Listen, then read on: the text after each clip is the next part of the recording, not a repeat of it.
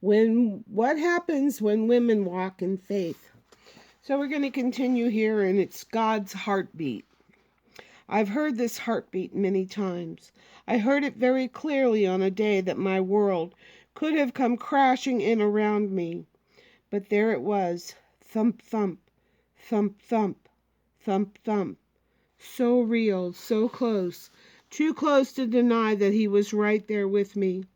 So what could have been a day of devastation was but a bump in the road.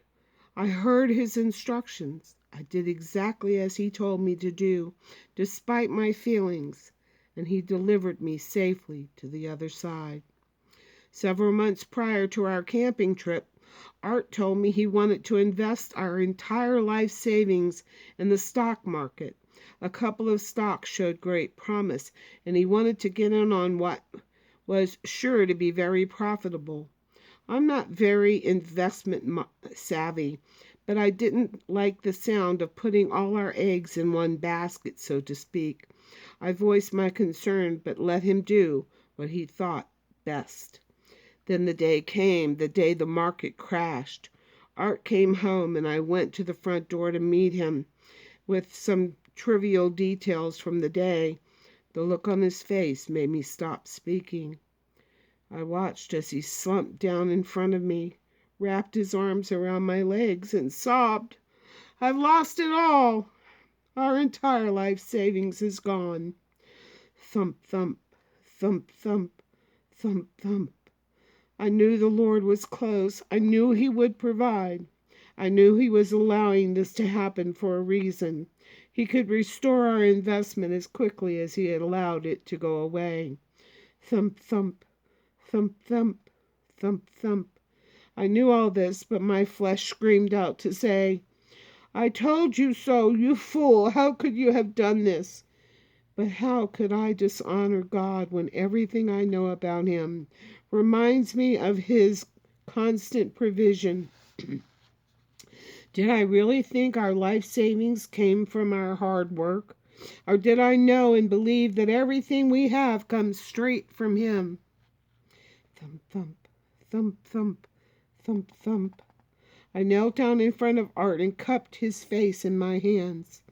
"I loved you yesterday when we had everything. I love you today when we have nothing. I love you, Art, not for what you have, but for who you are." This became a marriage-defining moment for us.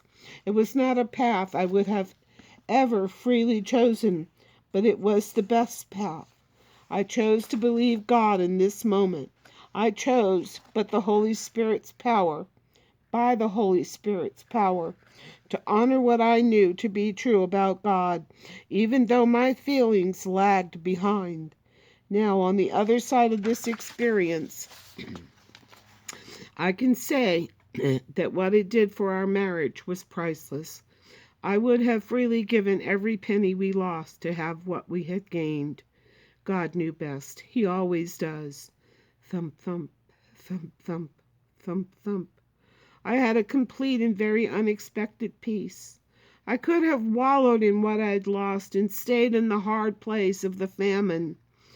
But something in my soul reached out for God's perspective and grabbed hold of the certainty of his presence. And suddenly I was ushered from famine to believing. The minute trust, the minute I trusted God this way, my famine was over, and I began a new phase of believing God like never before. You see, in the believing phase, your circumstances might not be that much different from what they were in the famine phase. However, the difference is in how you look at them. You have changed. Your outlook has changed. Your belief in God has changed. For you now know this for sure. People may change and things may change, but God never changes. But God never does. God does not change, and neither do his promises. Powerful, huh? And as always, I love you.